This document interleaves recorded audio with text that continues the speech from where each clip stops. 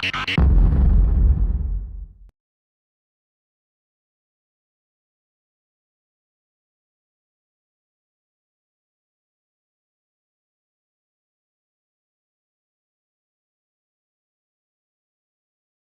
avez une chaîne de télé, entre guillemets, sur YouTube. Voilà, tout à fait. Arrêt du cœur, qui regroupe un nombre de films qui ont été réalisés ces dernières années, grâce notamment à l'un de vos membres, qui est vidéaste amateur et qui suit Arrêt du cœur sur les manifestations avec sa caméra, de toute façon le rouge caméra à l'épaule, qui filme tout et qui met tout donc, sur YouTube pour qu'on puisse retrouver les aventures de cœur au grand cœur facilement. C'est un homme talentueux et qui n'hésite pas à impliquer son fils dans l'opération.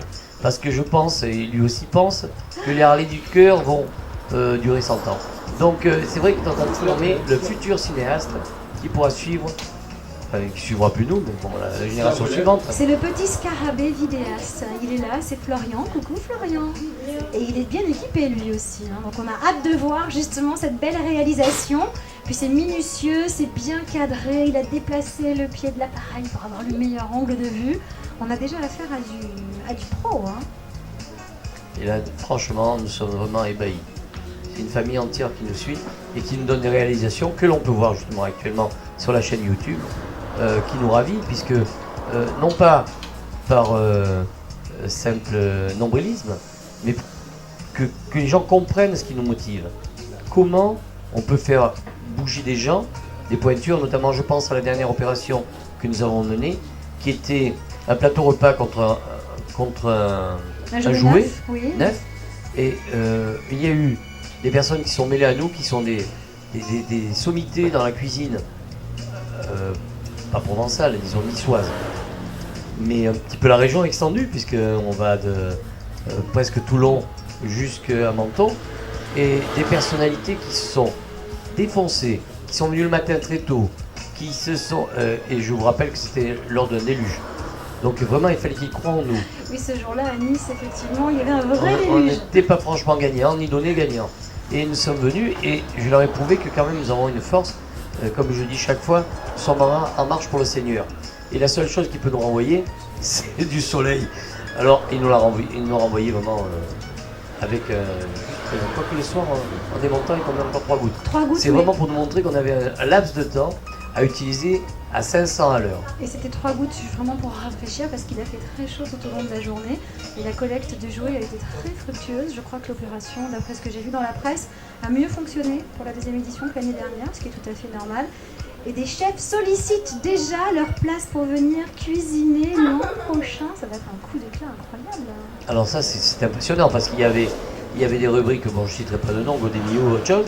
Là maintenant, il va y avoir Biker du cœur qui fera des étoiles et qui acceptera tel ou tel chef fonction du nombre d'étoiles ou en fonction de sa gentillesse. Ouais, voilà, c'est la taille du cœur peut-être. Hein. Voilà, on va calibrer. Mais disons que nous allons nous occuper cet été à faire une sélection vraiment draconienne. Parce qu'il y en a qui n'arrivent pas à rester chef et qui partent danser après la mise en place. Et là alors, c'est pas possible. On ne peut pas résister. Et donc ces jouets qui ont été collectés, un petit peu plus de 500, vont être distribués dans les couloirs de l'hôpital d'Archer, dans les chambres des enfants de l'hôpital de l'Archer de Nice.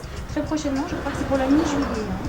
Oui, là ça va être le moment où justement, encore une des facettes des Harley du cœur, c'est que nous allons faire venir les gens au contact, ceux qui ont offert des jouets, ceux qui ont permis de collecter des jouets, qui vont se joindre à nous et procéder à la distribution de ces jouets.